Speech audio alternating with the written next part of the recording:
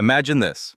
You are lying in the snow, bleeding out, while your daughter, only 3 days old, grows quiet in your arms. Your husband's family has just shoved you down a flight of stone stairs during a blizzard. They spat words at you like garbage, trash, a nobody.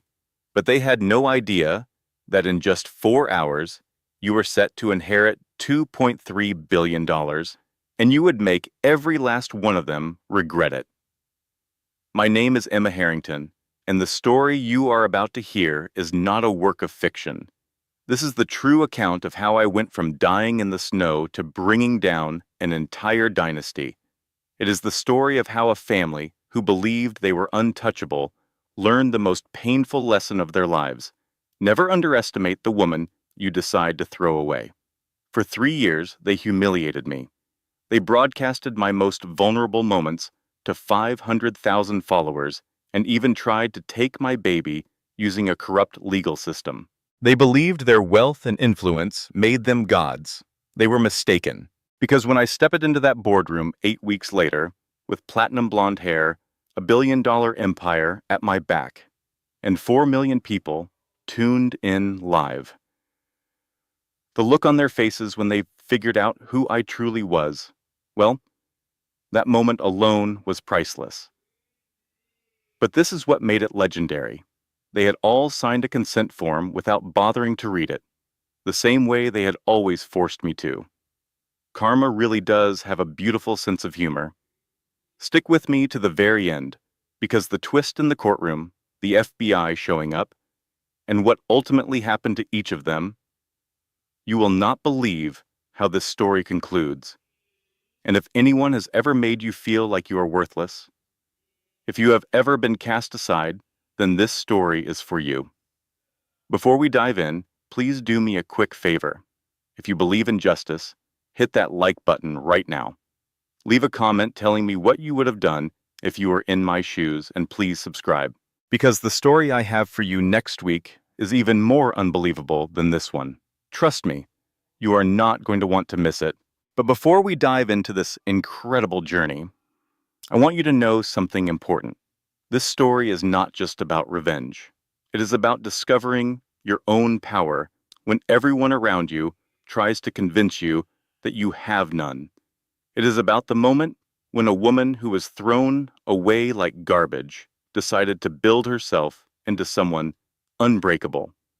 If you have ever been made to feel worthless, if you have ever been told you are not enough, this story will show you that pain does not have to destroy you.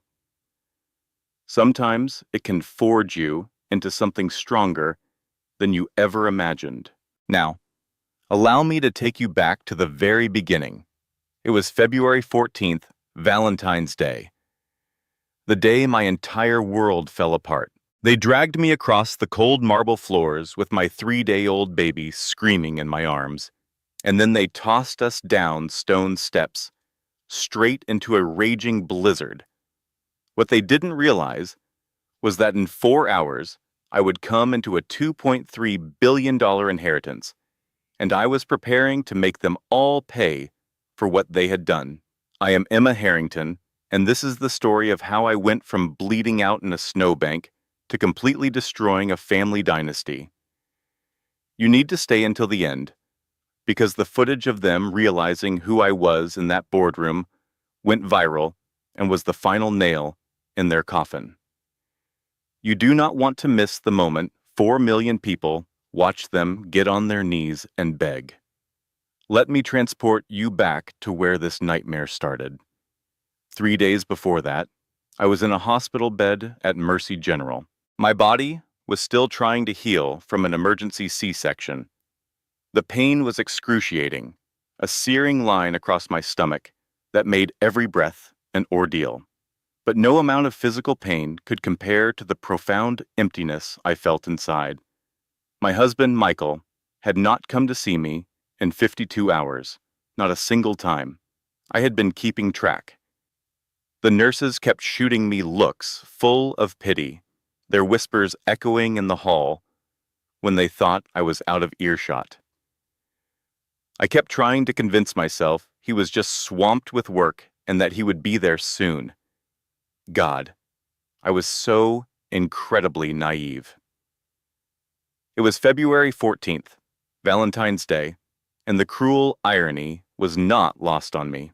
My baby, Grace, was resting in the bassinet next to my bed, her tiny face tinged with the yellow of jaundice. The doctor assured me it was normal and nothing to be alarmed about, but every time I looked down at her, a knot of fear tightened in my chest. She was so tiny, so delicate, so absolutely perfect, and her own father had not even bothered to come meet her. I was still tethered to IV drips in both of my arms and was still using a catheter. Even with the Percocet, they gave me every 4 hours. The pain from the incision was a steady 7 out of 10. Every little movement was pure agony. Sometime around 11 at night, my best friend Rebecca quietly came into the room. She was an ICU nurse on the floor below and had been popping in to see me on her breaks. "Emma, honey," Rebecca said, her voice strained with an emotion I could not quite place. She looked genuinely worried, not just offering sympathy. "I have to show you something. Please try not to freak out, but you have to see this before you hear it from someone else." She passed me her phone. The Instagram app was already open. I just stared at the screen, and in that sterile hospital bed, my whole world shattered into a million tiny pieces. It was Michael's account. There was a picture of him with another woman.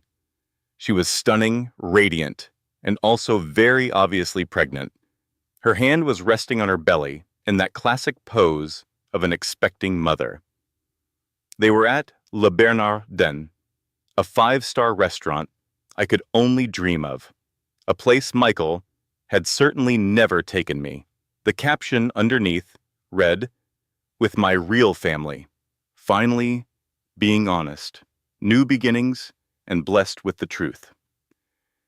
It was posted 6 hours ago. It already had 47,000 likes. The comments were a chaotic mix of congratulations and utter confusion. "Wait, aren't you married?" one person asked. "Who is the other woman?" Another person demanded. But the majority of the comments were just heart emojis and people celebrating his truth. I felt as if someone had plunged their hand into my chest and squeezed my heart until it burst. "Emma," Rebecca said gently, "it gets worse. He has been telling people around the hospital that you trapped him, that he is finally free to be with the woman he truly loves." 3 years. We had been married for 3 years. 3 years I had spent trying so desperately to be good enough for him, for his family, and for the world they lived in. 3 years of my love and my devotion, and the entire time, he had someone else. My phone started buzzing on the nightstand. It was an incoming call from a number I did not recognize. I was too heartbroken to even think about answering, too shattered to speak. I let it go straight to voicemail, hardly noticing that the caller ID had briefly shown the name W. Harrington, private. I would never find out that my grandfather had been calling me at 11:47 that night to set up our very first meeting. I would never realize just how close I had come to being rescued. Just then, Dr. Morrison walked into the room, holding my discharge papers. She was the OB-GYN who had delivered Grace, a kind woman in her 50s with gentle hands and a look of deep concern in her eyes. "Mrs. Sterling," she began cautiously, "I need to talk with you about something. The hospital's social services department has flagged some concerning dynamics.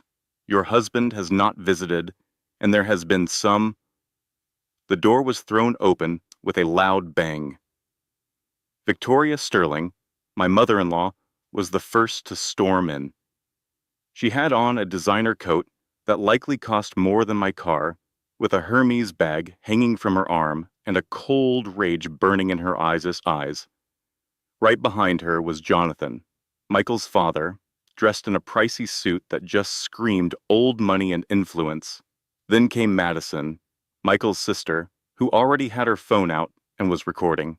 And last was Alexis, the woman from the Instagram picture, She wore a smug grin on her face, with one hand protectively on her pregnant stomach, as if she were staking her claim. Dr. Morrison took a step forward. I am sorry, but visiting hours are over, and Mrs. Victoria silenced her with a dismissive wave of her hand. We are family. We have every right to be in here. She shoved a folder into Dr. Morrison's hands. These are documents from Child Protective Services. My daughter-in-law is mentally unstable and an unfit mother.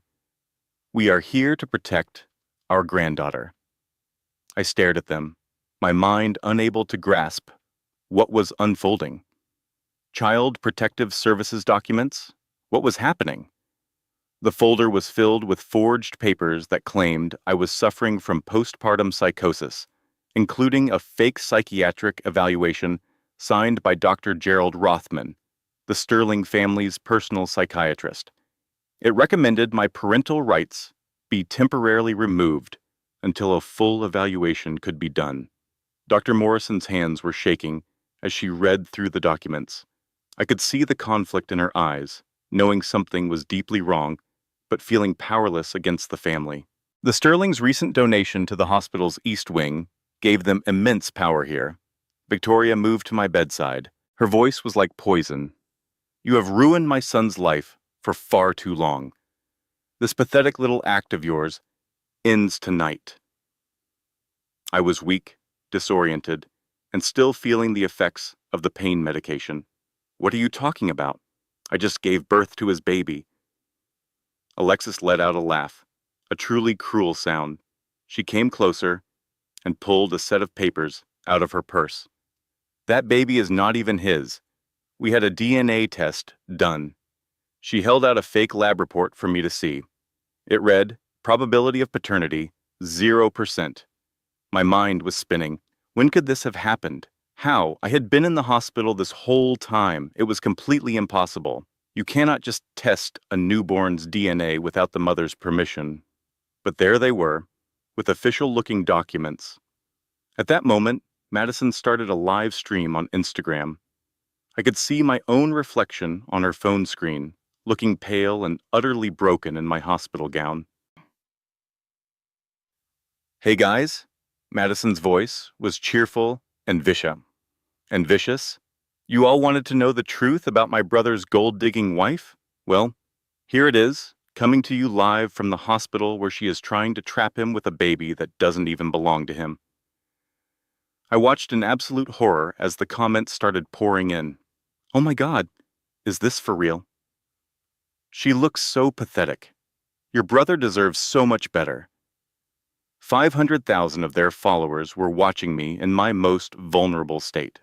Victoria leaned down close to my face. Let me tell you what you really are, Emma. You are a joke. You were a bet my son and his college buddies made for $100,000 to see if he could marry the poorest girl at the university and actually tolerate it for 3 years.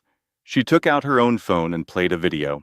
It was Michael, drunk at his bachelor party 4 years ago, laughing with a group of 7 friends. Dude, 3 years with some trailer trash for $100 grand? That is easy money. I will just close my eyes and picture someone else when we... The sound of their laughter filled the room. So much laughter. My entire world completely collapsed around me. 3 years. Every time he said, I love you, every anniversary we celebrated, every single moment I had tried so hard to fit into his world and be worthy of the Sterling name, it was all just a joke. Madison's eyes landed on my wrist, on the simple silver chain bracelet with a tiny charm that had belonged to my mother. It was the only thing I had left of her. Oh, what is this? Madison sneered. Your precious little family heirloom? She reached out to snatch it off my wrist. I yanked my arm back, and a sharp pain shot through my abdomen. Don't. That is all I have left of my mother. Victoria then slapped me, hard, across the face. The sharp crack of the slap echoed through the quiet hospital room. Dr. Morrison choked out the words, That is assault. I am calling security. Jonathan's voice was pure ice, We are the security. This is Harrington Memorial Hospital. My family funded the entire East Wing. You can call anyone you like. The incredible irony was that the entire hospital was named after my own grandfather.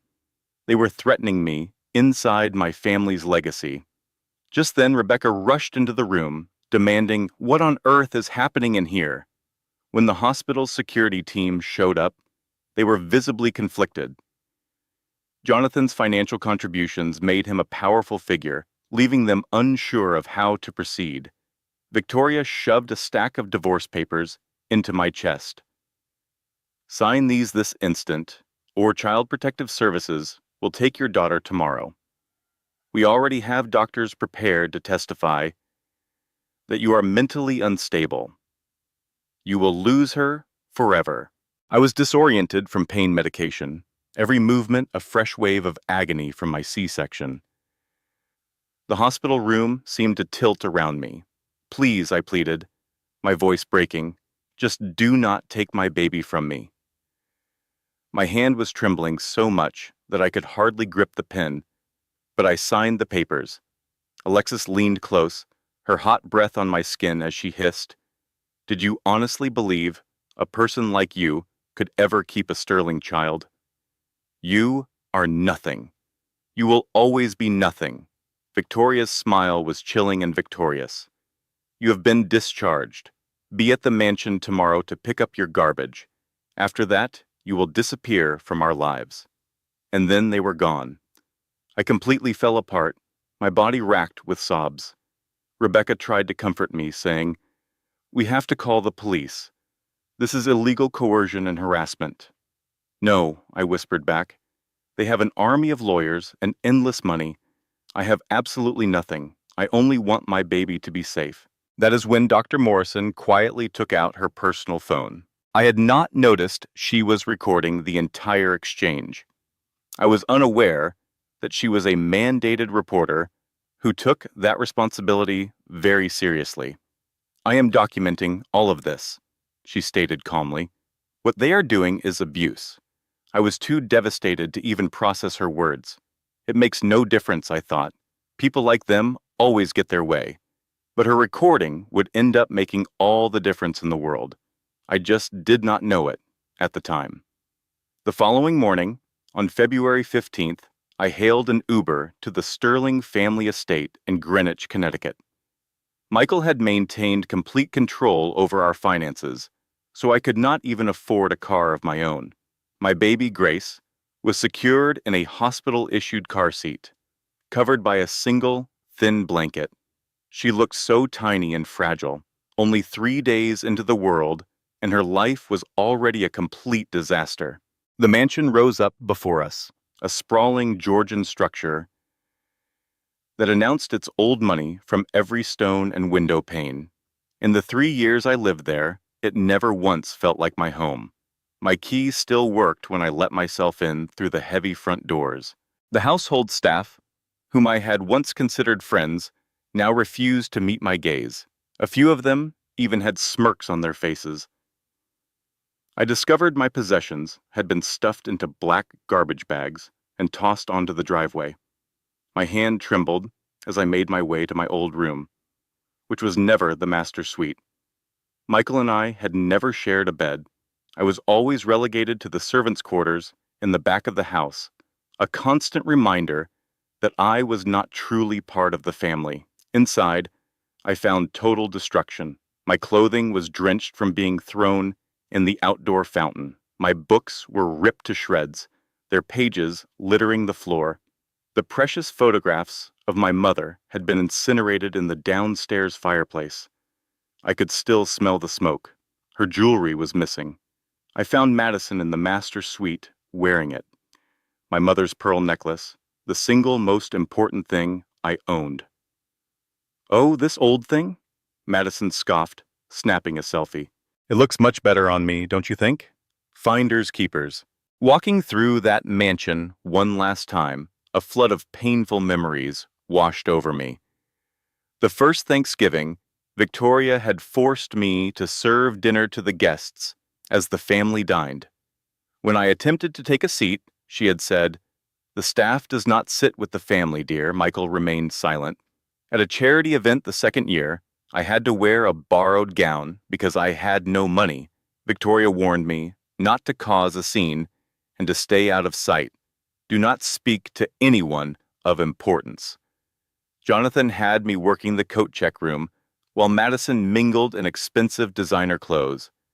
During our third Christmas, the Sterlings exchanged gifts worth thousands of dollars. Michael's present to me was a new vacuum cleaner. The whole family laughed. Victoria remarked, "Well, at least now you can be useful." It was 3 years of calculated, soul-crushing humiliation. I gathered the few things that were not destroyed into a single bag. Grace started to cry, needing a diaper change and a feeding, but there was nowhere for me to care for her. Just as I was about to leave, Victoria's voice crackled over the intercom system. "Emma, darling, please come to the main hall immediately. We are all waiting for you." A knot of dread formed in my stomach. The main entrance hall was a cavernous space with marble floors I had often been made to polish and a crystal chandelier that cost more than a family's yearly income. The entire Sterling clan was there, arranged like a tribunal. Victoria was at the center, a queen presiding over her court, with Jonathan, the king, at her side. Madison was perched on the staircase, phone already out and recording. Michael leaned against a far wall, unable to look at me, and Alexis was hanging on Michael's arm, a smirk plastered on her face. 4 imposing security guards I did not recognize stood by, clearly hired muscle. Victoria's voice was as cold as the marble floor. "Before you vanish and we erase any memory of your existence, you will get on your knees and apologize. Apologize for wasting 3 years of our lives and for attempting to trap my son with your illegitimate child." I clutched Grace tightly. "No," I said. "I am leaving. Just let me go." Jonathan's threat was delivered in a low, dangerous tone. "You will kneel, or we will personally inform every homeless shelter in this state that you are an unstable child abuser. Child Protective Services will never stop looking for you." "I am not kneeling," I repeated. Victoria gave a slight nod to the guards. It all happened in a blur. One guard seized my arms. I screamed, "Please, I am holding my baby. Please do not hurt her." Another guard brutally tore Grace from my grasp. The pain was instant and blinding. The force of the struggle ripped my C-section stitches. I felt a sudden warmth soak my clothes. It was blood. Grace let out that sharp, piercing cry of a terrified newborn. It was a cry of pure distress and fear. Madison was broadcasting the entire scene live, narrating, "This is what happens when trashy gold diggers mess with the wrong family. You are watching karma in real time." Hateful comments poured in. "She is getting what she deserves. Get her out of there. That is a fake baby mama." 500,000 people were watching my life get destroyed.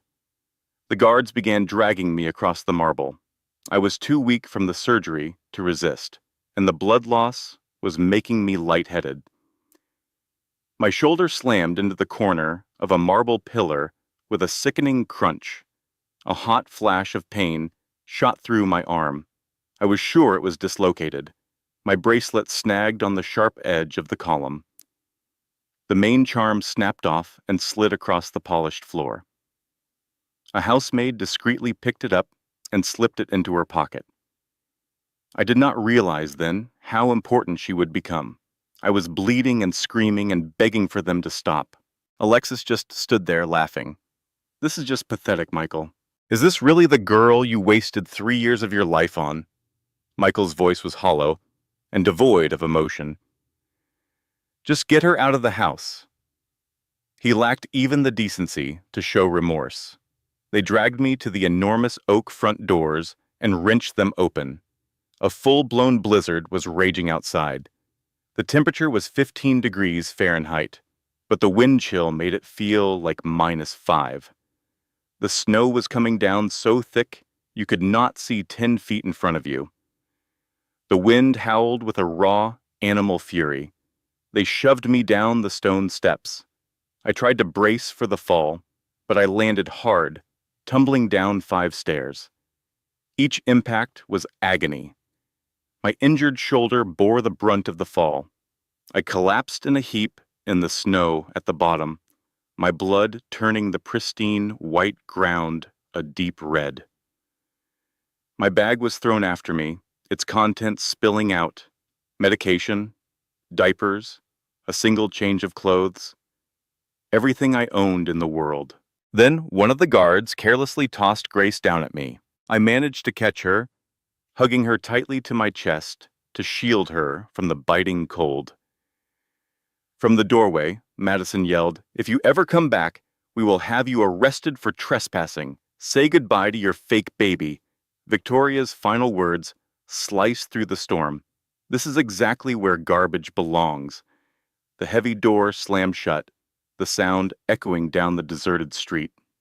I sat there in the freezing snow, bleeding from multiple injuries, my shoulder dislocated, my C-section wound torn open. Grace's cries grew fainter, a sound far more terrifying than her screams. My phone had shattered in the fall. I had no money, no coat, just a thin hospital cardigan, and no proper shoes, only flimsy hospital slippers that were already soaked. In that moment, I truly believed that Grace and I were going to die. "I am so sorry, my sweet baby girl," I whispered, tucking her further into my cardigan to share what little body heat I had left. "Mommy tried so hard. I am so sorry." Then, Grace fell silent. That silence filled me with a terror I had never known. Babies do not get quiet in the freezing cold unless something is terribly wrong. "Please do not leave me," I pleaded with her small, still body. "Please, you are everything to me." My vision began to tunnel. The first signs of hypothermia were taking hold. I could feel my own body starting to shut down. I closed my eyes, preparing to just let it all go. And then, I saw headlights cutting through the blizzard. 3 black Mercedes SUVs materialized out of the swirling snow like phantoms. They pulled to a stop directly in front of me. Their doors swung open before they had even come to a complete halt. An elderly gentleman in a perfectly tailored Tom Ford suit stepped out, holding a large umbrella. Even at 3:47 in the morning during a blizzard, he looked like he had just come from a corporate board meeting. "Miss Emma Catherine Morgan," he said, his voice calm and steady. "Thank God we found you in time." I could barely form words. "How? Who are you?" He knelt down in the snow next to me, completely ruining what must have been a $3,000 suit, but he did not seem to notice or care. "Your grandfather sent me," he explained. "We must get you both to a safe place immediately." From behind him, a team of paramedics in Harrington Global medical uniforms hurried towards us carrying heated blankets and emergency kits. "Grandfather?" I managed to say. "My mother's father passed away before I was born." "I do not have a—" "Yes, you do," he interrupted gently. "His name is William James Harrington, and we are taking you to the Harrington Medical Center right now. Your daughter is approximately 10 minutes away from critical hypothermia." The medical team moved with incredible speed and skill. They wrapped both Grace and me in heated blankets. They started an IV in my arm to combat severe dehydration and placed an oxygen mask on Grace, whose breathing had become dangerously shallow. Someone expertly stabilized my shoulder while others applied pressure bandages to stop the bleeding. Within minutes, they had us safely inside one of the warm SUVs. After the biting cold, the warmth inside the vehicle was a miracle. An older gentleman, who I would later know as Richard Blackwell, was with us, calmly overseeing the situation as we drove through the blizzard. The drivers handled the vehicle with an expertise that made it seem like the storm was nothing. Richard was on his phone, his voice steady and professional. "Dr. Anderson, our estimated time of arrival is 8 minutes." I'm with a 28-year-old woman, 3 days after a C-section. She has active bleeding, a likely shoulder dislocation, and moderate hypothermia. Her 3-day-old baby is in critical condition with severe hypothermia. Please prepare the neonatal intensive care unit and a trauma team. One of the paramedics took my daughter Grace's temperature, 94.5, he reported softly. We have to bring her temperature up very gradually. A normal reading for a newborn is between 97 and 99 degrees. If her temperature dropped to 93, her organs would start to fail. I could only watch as they cared for my baby, feeling too weak to do anything but place my faith in these rescuers who had materialized out of the snowstorm. Our arrival at Harrington Private Medical Center was at 4:15 in the morning. This place was a world away from Mercy General, where I had delivered Grace. It was a private institution designed for the very rich, featuring marble floors, original artwork, and patient rooms that resembled luxury hotel suites. Grace was immediately taken to the neonatal intensive care unit. A group of 6 specialists surrounded her, starting warming procedures and connecting her to monitors with practiced precision. As they worked, the lead pediatrician, Dr. Anderson, told me, "You brought her in at the last possible moment. Another 5 minutes could have caused permanent harm." I was moved to a private suite that felt more like a room at the Four Seasons Hotel. There, doctors reset my dislocated shoulder, a procedure that was unbelievably painful but unavoidable, and they restitched my C-section incision. The medical team began a blood transfusion, administered intravenous fluids, and gave me antibiotics, explaining that the combination of the cold and my injuries created a serious risk of infection. They also gave me pain medication that, for the first time, actually provided relief. I woke up 7 hours later, at 11 in the morning, to the sight of sunlight pouring into the room. For a brief second, I hoped the entire ordeal had been a terrible dream, but then I saw my shoulder wrapped in bandages, the intravenous tubes in my arm, and all the surrounding medical devices. A wave of panic washed over me. "Grace, where is my daughter?" Just then, Dr. Morrison, the obstetrician who had delivered Grace at Mercy General, came into the room. "Emma, calm down," she said gently. "Grace is stable. She's in the neonatal intensive care unit under constant observation. She will be all right." "What are you doing here?" I asked, confused. "How did you know?"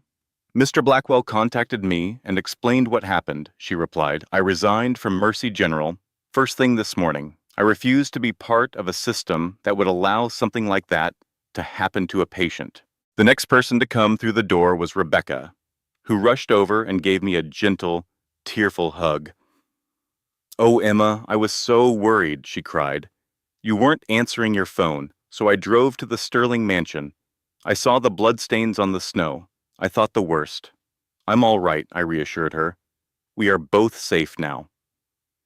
At that moment, Richard Blackwell came in, holding a leather portfolio. "Ladies, if you'll excuse us, I must speak with Emma privately," he said. "The information I have is highly confidential." Rebecca and Dr. Morrison left the room. Though they were clearly hesitant, Richard then moved a chair next to my bed. A nurse brought Grace in, nestled in a mobile intensive care bassinet. She was still connected to monitors, but was doing well. The sight of my daughter, alive and out of danger, brought a fresh wave of tears. "Emma," Richard began, "your mother's name was Catherine Harrington before she took the name Catherine Morgan. Your grandfather was William James Harrington. He founded and served as the chief executive officer of Harrington Global Industries." He handed me a photograph of an older man who had a kind look in his eyes but also radiated authority. I had never seen his face before. My mother never spoke of her relatives. She always told me they had passed away. Richard then explained the family history. My mother left home when she was 19 years old, following a major argument with her father over my dad, James Morgan. William was convinced that James was only interested in her for her wealth. It turned out he was correct, but Catherine was fiercely independent and proud. She walked away without a penny, adopted a new name, relocated to Ohio, and juggled 3 different jobs to support me by herself after my father left us when I was just 2 years old. Her pride prevented her from ever contacting her father again, and his pride stopped him from ever saying he was sorry. They were 2 headstrong people who cared for each other deeply, but were trapped by their own egos. A stalemate that lasted until my mother was killed in a car accident 5 years ago. William was completely heartbroken. He had been keeping tabs on her for a long time, always from a distance, never making contact. After she died, he began searching for me. He located you 2 years ago, Richard explained, just after your wedding to Michael Sterling. I felt the air leave my lungs. For the last 2 years, William has been watching over you. He hired a security detail to follow you and had cameras installed to monitor the Sterling property. He was aware of everything they put you through. Richard then played videos for me. I saw footage of Victoria forcing me to act as a waitress at her parties, Jonathan treating me like free labor, Madison's constant taunts, and Michael's utter indifference to it all. Why didn't he do something to help me? I asked, my voice cracking. Richard told me that William desperately wanted to step in, but his legal team, which included Richard himself, urged him to be patient. They had to create an unbreakable legal shield for the inheritance, ensuring the Sterlings could never argue that I had married Michael with knowledge of my family's fortune. This way, there would be no grounds for them to challenge the will. They were constructing a trust that would shield you from any claim. The entire plan was for William to introduce himself to you on February 15th, the day after your daughter was born, which is today. That call from an unknown number last night, I murmured. Richard confirmed it with a nod. That was William. He was on a flight from London. He was calling to let you know he would be at the hospital this morning for your first meeting. For the first time, Richard's voice trembled with emotion. His plane touched down at 6 in the morning. He went directly to his car. I phoned him to finalize the time for your meeting. He wanted to know how you were. I had to tell him that you had been released from the hospital, and we had no idea of your location. The Global Positioning System tracker indicated you were at the Sterling estate. A Global Positioning System tracker? The bracelet. The one that belonged to your mother, the one you never take off. William had a medical-grade tracking chip placed inside the charm. It's waterproof, has a 5-year battery life, and includes heat sensors. I instinctively reached for my wrist, but the bracelet was not there. It must have broken and fallen off in the snow. That's how we were able to locate you. At 3 in the morning, the heat sensor sent out an emergency signal warning that your body temperature was dropping into the hypothermic range. I contacted William right away to let him know you were in trouble. He immediately accessed the live video from the security cameras at the Sterling house. Richard played a video on his tablet. I saw the whole attack, Madison broadcasting it live, me being pulled outside and thrown down the stairs, the blood on the ground, and Grace on the verge of death. Everything was marked with a timestamp. William saw that video at 5 minutes past 7 this morning while he was in his car. Richard's composure finally broke. At 7 minutes past 7, his driver called me. William had suffered a massive heart attack and collapsed. The ambulance crew got there at 7:21. His time of death was officially recorded as 7:07 a.m. The cruel twist of fate felt like a punch to the gut. Emma, listen to me, Richard said, his voice firm. When they tossed you onto those steps at 3 in the morning, you were, in their eyes, a nobody. You were exactly what they always called you: poor, weak, and disposable. But at 7:07 a.m., just 4 hours later, the moment William's death became official, you inherited his entire $2.3 billion fortune. They left you for dead in the snow when you were penniless. But as you lay on that frozen ground, the clock was moving you closer to becoming a billionaire. They just had not realized it. I looked at him, my mind struggling to grasp the information. Your grandfather passed away while witnessing their cruelty, fully aware that he was giving you the power to bring about their ruin. Richard gave me an envelope made of thick, expensive paper, addressed in William's own hand. Through my tears, I began to read, "My dearest Emma, if you are reading this letter, it means I have passed away. I am so sorry that I took so long to reach out. I was on my way home to finally see you, to apologize for letting your mother down, for not locating you earlier, and for standing by while that family caused you so much pain. My priority was to get the legal safeguards in place. I was determined to ensure that nobody could ever steal what belongs to you. But I now see that my first duty should have been to keep you safe. I viewed the security video this morning. When I saw them cast you and your baby out into the snow, I knew I had made a grave error. My heart, quite literally, could not bear it. But I can still keep you safe, even now. My entire life's work now belongs to you. The $2.3 billion, the 40 corporations, the real estate in 18 different nations, it is all yours. I want you to take control of this empire. Let them see the strength that runs in the Harrington family.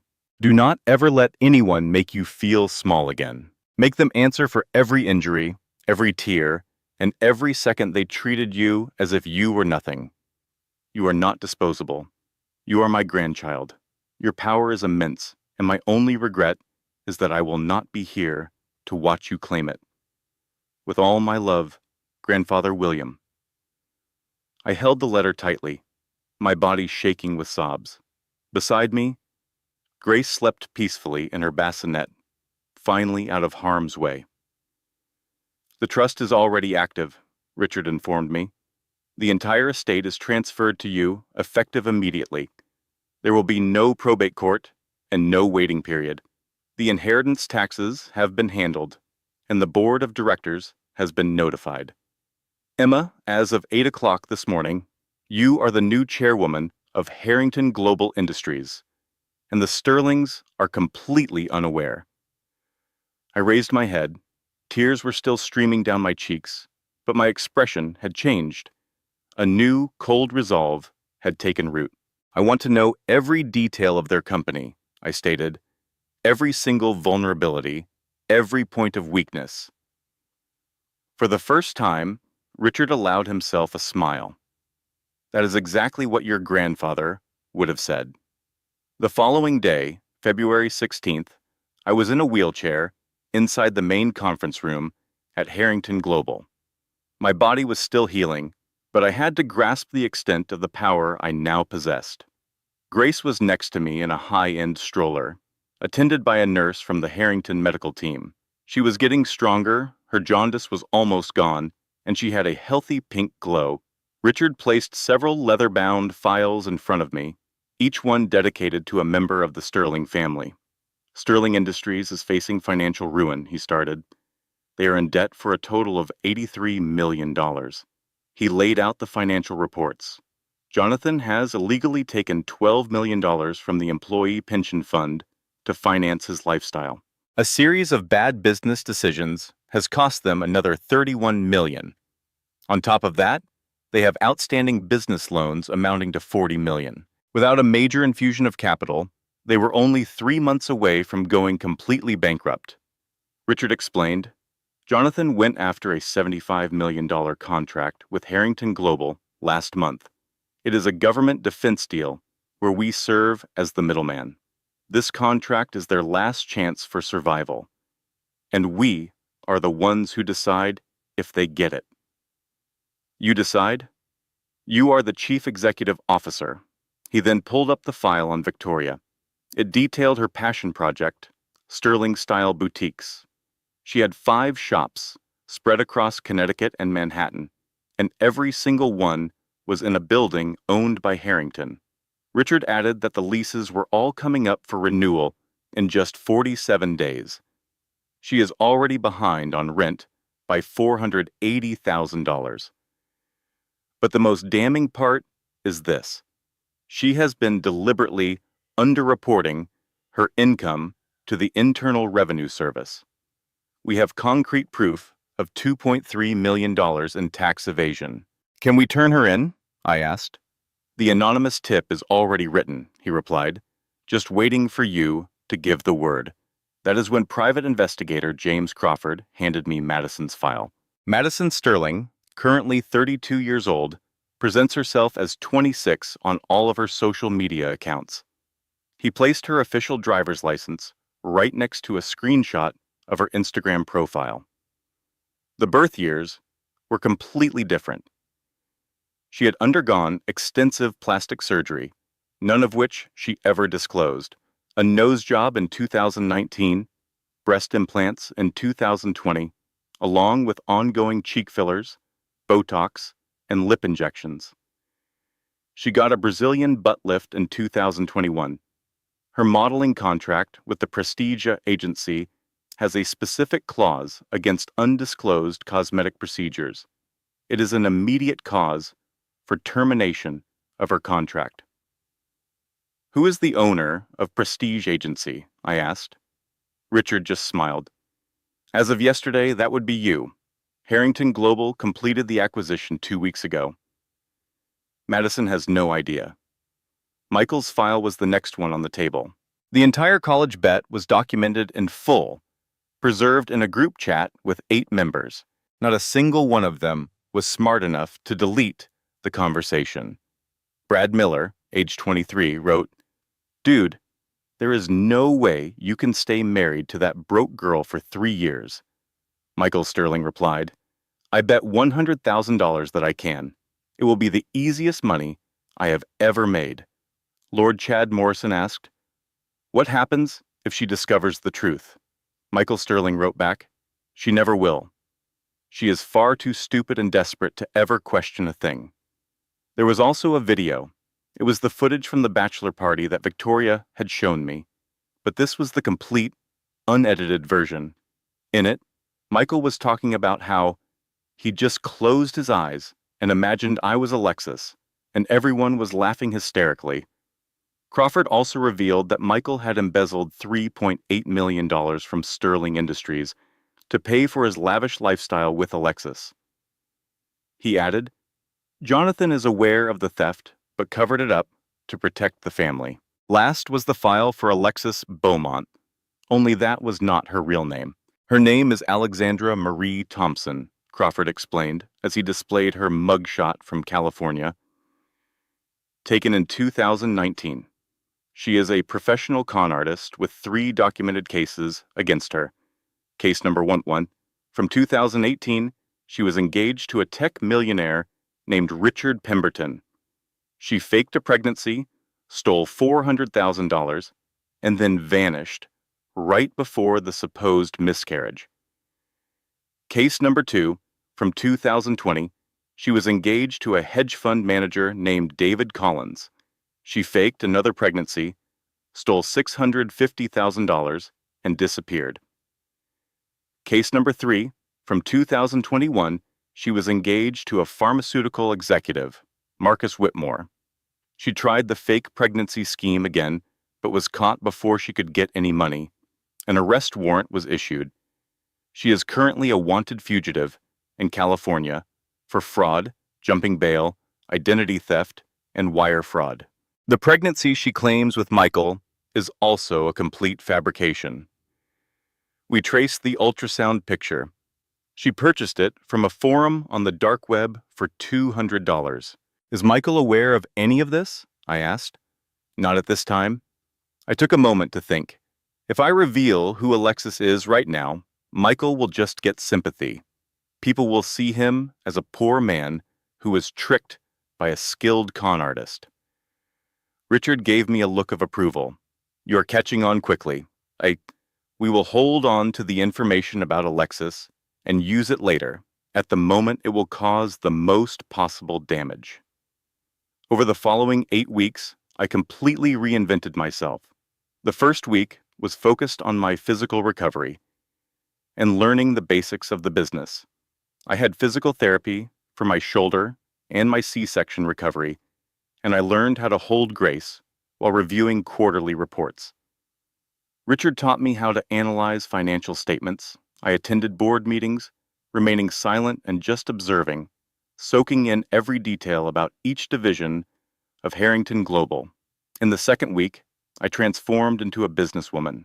I took a crash course in business administration with Harrington's top executives, identified all the weaknesses of Sterling Industries, and took pages of detailed notes. I started asking sharp, insightful questions that clearly impressed the executives. I gave my first solo presentation to the board, detailing my plan for the tech division. I absolutely nailed it. The third week was dedicated to my physical transformation. I went on shopping sprees for designer clothes, filling my closet with Tom Ford suits, Armani blazers, and Louboutin heels. I had my soft brown hair professionally colored to a sleek platinum blonde with balayage highlights. I took lessons from a professional makeup artist and had media training to refine my voice, my posture, and how to command a presence. My coach told me, stand as if you own the entire room, because now you do. In week 4, I learned what real power felt like. I started taking self-defense classes, specifically Krav Maga. I vowed to never feel helpless again. I participated in intense negotiation workshops with Richard, met with the company's lawyers, and learned exactly how to legally dismantle a person's life. I would practice my boardroom expression in the mirror until it was cold, powerful, and completely unbreakable. During weeks 5 and 6, we began making our strategic moves. Harrington Global began to quietly acquire the debt of Sterling Industries from 15 different creditors. We used a shell company to purchase the modeling agency that Madison was signed with.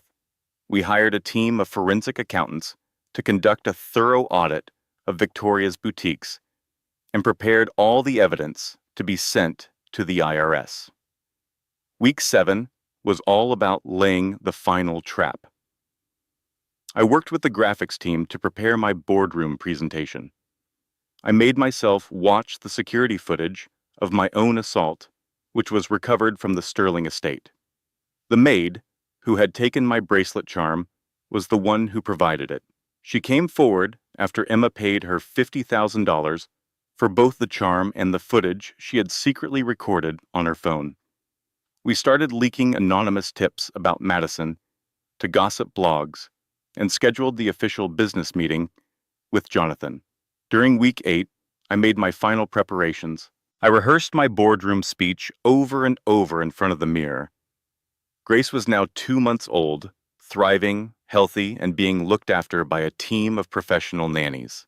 I stood there, dressed in my full power suit. My hair was platinum, and my red lipstick was applied with surgical precision.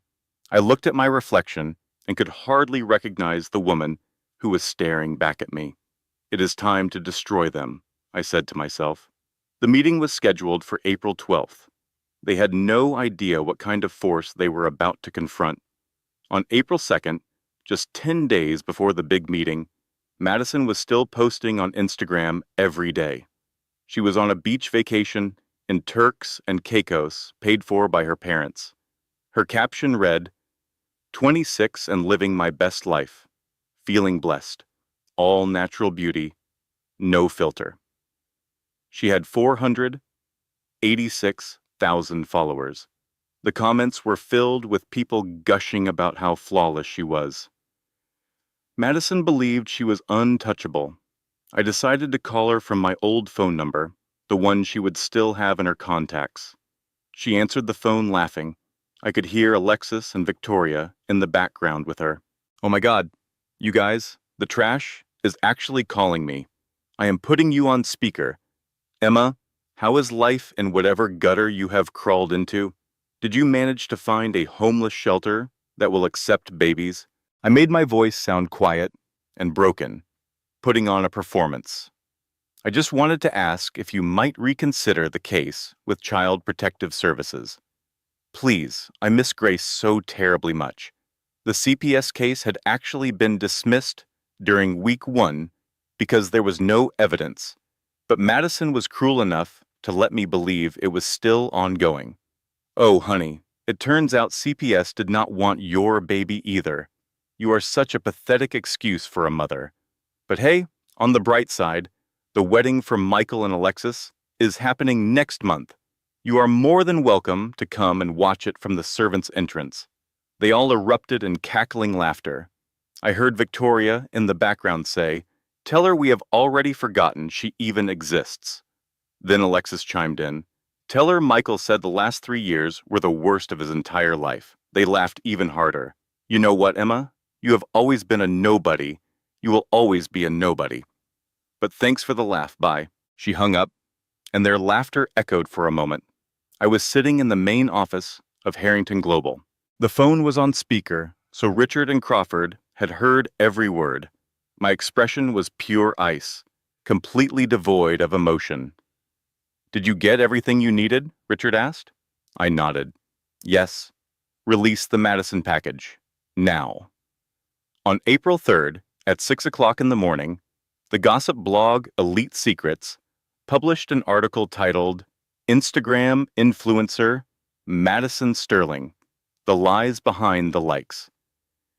It was a complete expose, and it included proof for every claim. It had her real driver's license, which clearly showed she was 32, and medical records, legally obtained through billing audits, that detailed all of her plastic surgeries. There were before and after pictures comparing her claims of natural beauty to the surgical reality. Financial documents proved that her parents were funding 70% of her so-called influencer lifestyle. There were even screenshots of her lying to brands about her real age.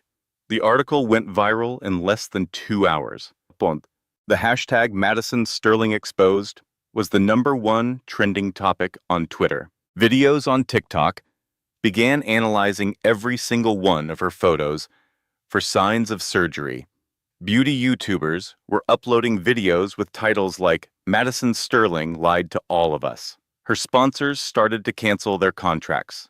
Sephora cited a breach of contract and misrepresentation.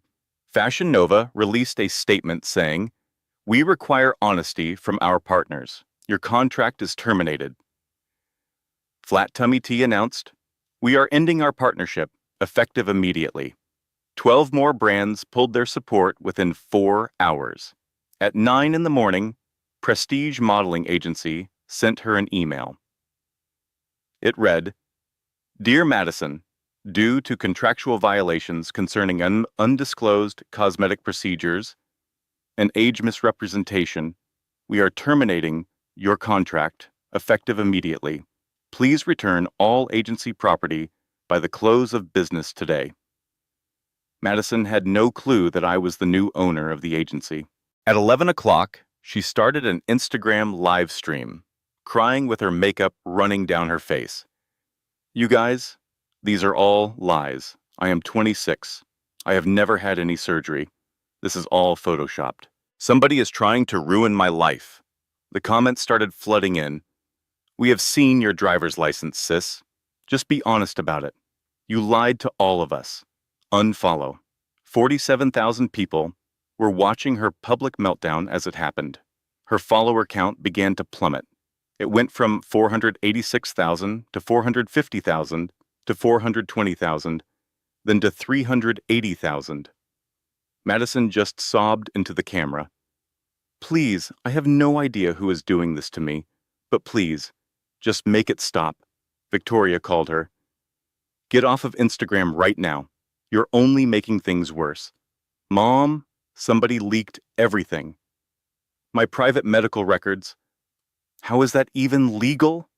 "I do not care," her mother snapped. "Just fix this."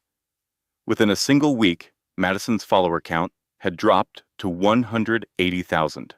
She had no sponsors, no modeling agency, and the gossip blogs were publishing new follow-up articles about her every day. Her name had become a joke. She called Victoria, completely desperate. Can you please get Dad to make this all go away?" "Your father," Victoria replied, "is dealing with his own set of problems." Sterling Industries was beginning to crumble, and it was all going according to plan. I sat with Richard and watched the news reports. Phase 1 was complete, and Madison was officially out of the picture. She had called me trash and filmed my assault for her own sick amusement. She was getting exactly what she deserved. Richard turned to me and asked, "So, who is next on the list?" I replied, "Alexis."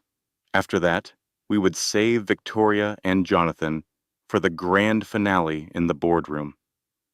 On April 5th, inside the Sterling mansion, Michael and Alexis were busy living their lie. They were planning a May wedding, and Alexis's belly was growing larger by the day. The prosthetic pregnancy bump was of the highest quality and looked completely real. Victoria was obsessing over every detail of the wedding plans, while Jonathan was quietly stressing about the state of the business, hiding his worries from everyone. That afternoon, an anonymous FedEx package arrived. Michael took it into his study to open it. Inside, he found a complete dossier on a woman named Alexander Marie Thompson.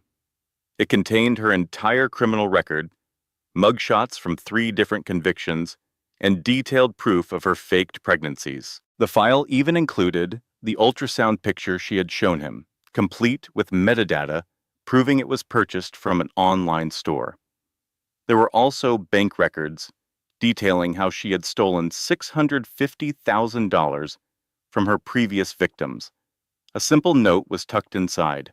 It read, "Michael, for 3 years, you made me feel like garbage.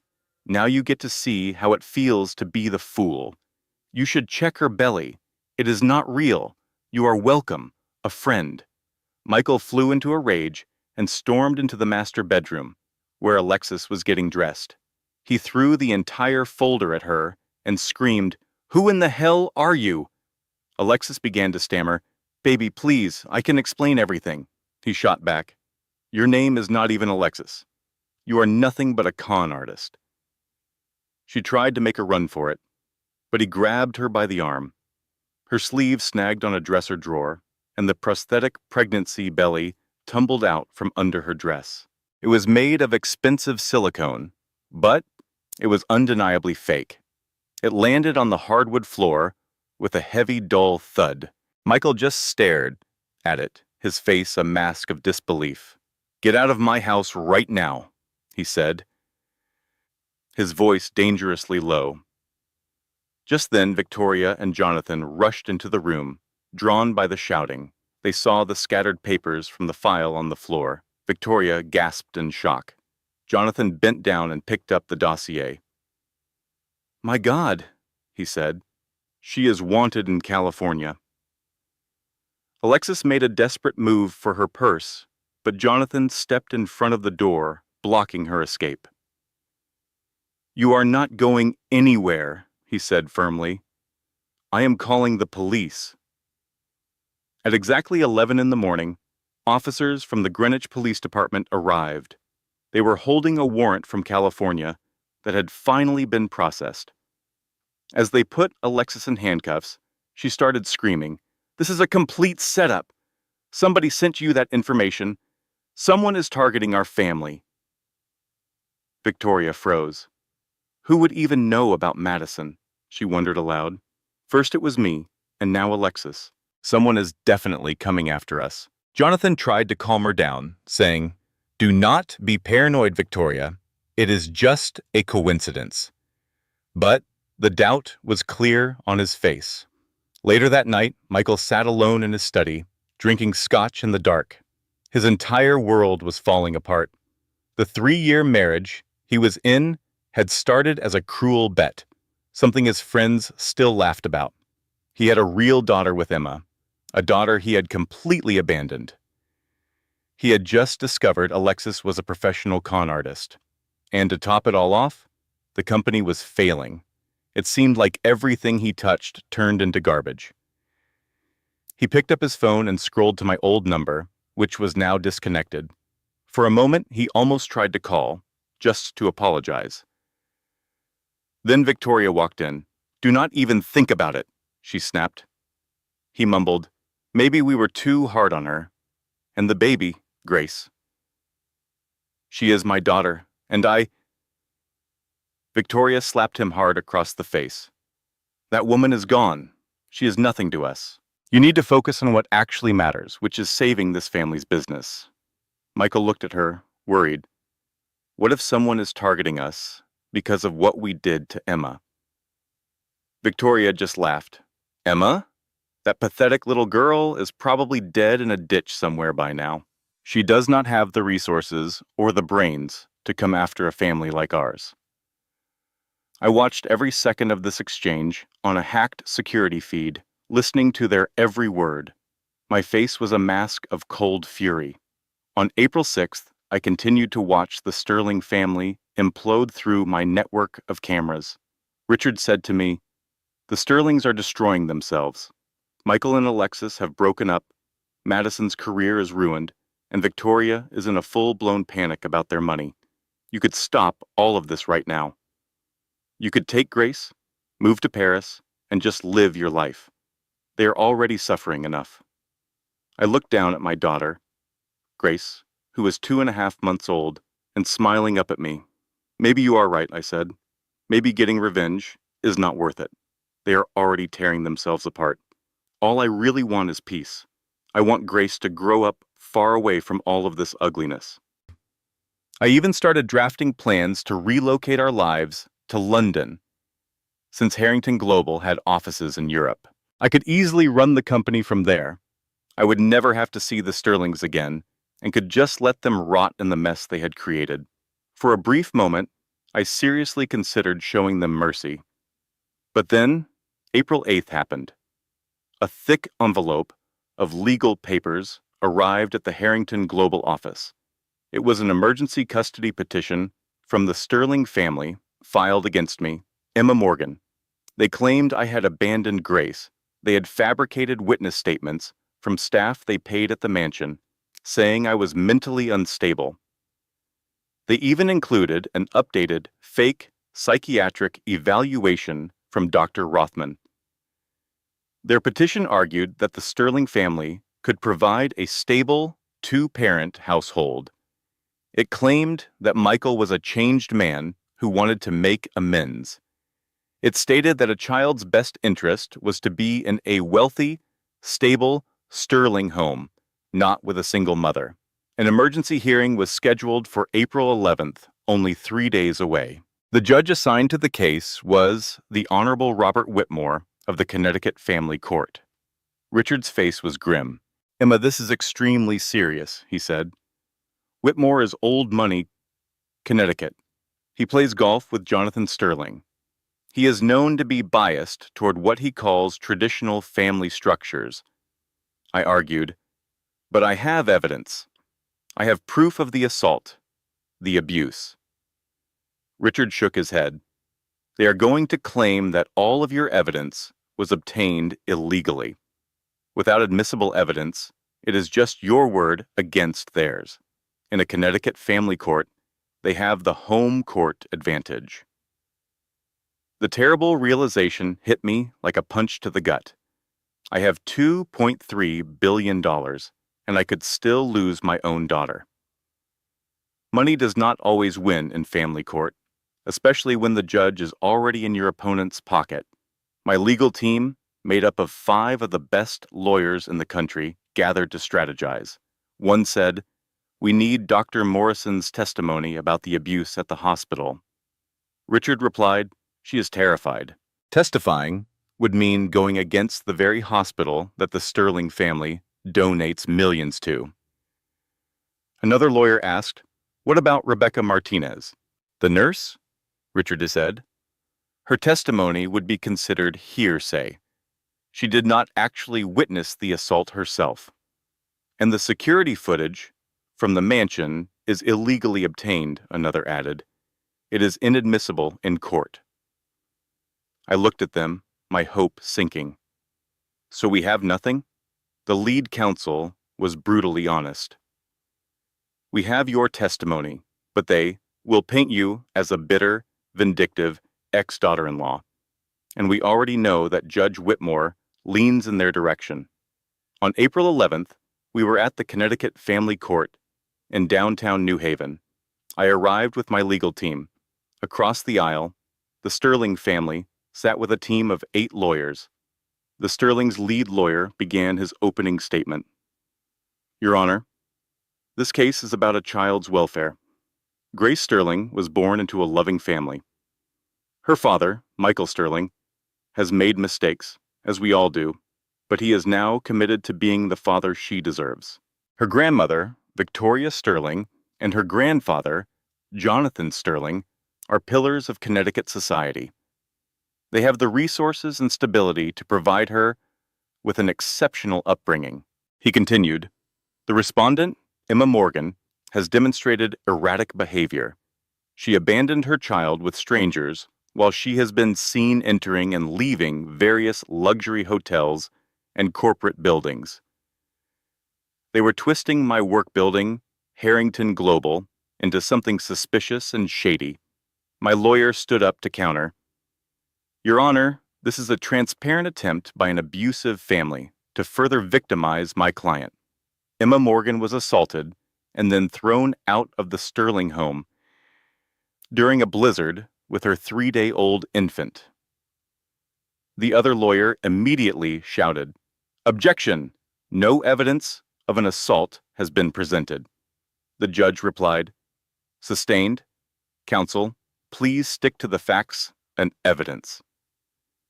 Then Victoria took the stand, dressed like the perfect caring grandmother in a Chanel suit and pearls, her face a mask of concern. Your Honor, she began, her voice soft and convincing, I loved Emma like she was my own daughter. We welcomed her into our home, despite her humble background. We tried our best to help her adjust to our family's lifestyle. When she had the baby, we were all overjoyed. But then Emma became increasingly paranoid and accusatory. She claimed we were trying to steal Grace from her. We were only trying to help. She continued her lie. She left our home voluntarily in the middle of the night. We were worried sick about her. Now we find out we do not even know where she is living or what she is doing. Michael just wants to be a father to his little girl. My lawyer began his cross-examination. Mrs. Sterling, you claim Emma left voluntarily. Can you explain why a woman recovering from surgery would leave in a blizzard with a newborn baby? Victoria replied coolly, I do not know. As I told you, she was acting irrationally.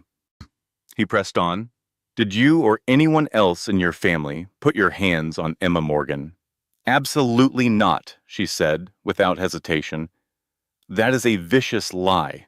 What about this? My lawyer asked, attempting to show the video from Madison's Instagram account.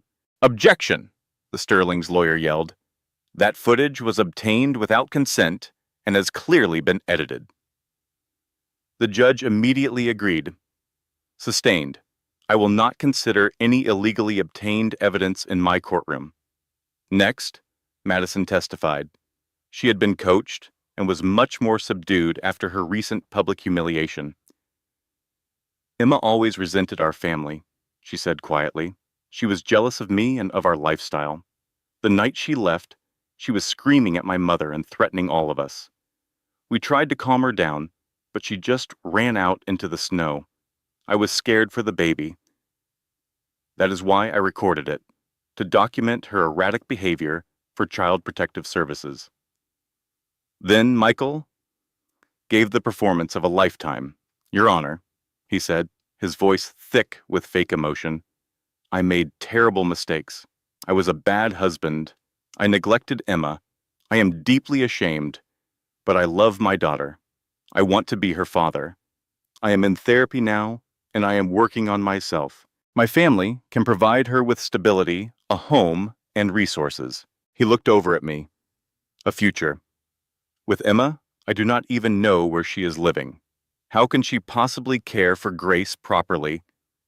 Then, it was my turn to take the stand. I told the truth about everything. I told them about the bet, the constant abuse, the ambush at the hospital, and how they threw me out into the snow. The Sterling's lawyer completely destroyed me on cross-examination. Miss Morgan, you claim there was abuse, but you have absolutely no evidence. There are no police reports, no hospital records of this so-called assault, and no witnesses besides your close friends who would naturally support you. Is it not true that you are simply a bitter ex-wife trying to keep a loving father away from his child? I said, no. They threw me down the steps. I have footage of it. He pounced. Footage you obtained illegally by hacking into their private security system? My lawyer shouted, objection! But the judge said, overruled. Answer the question, Miss Morgan. I stammered. Someone recovered it for me, modeled. So you are admitting it was obtained through illegal actions?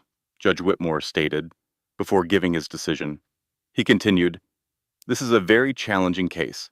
My main concern must be the child's well-being. While I believe Miss Morgan is a devoted mother, the absence of solid proof for her claims is troubling.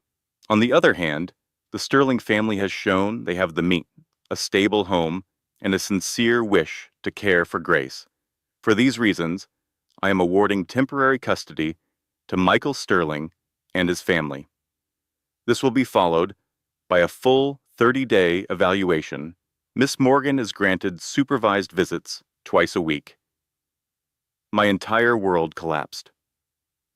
No, oh no, please. Grace was led in from the waiting area.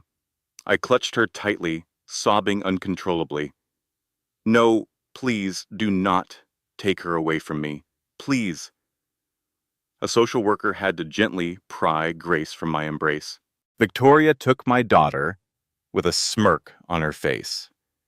Grace was weeping and reaching out for me. I crumbled to the floor.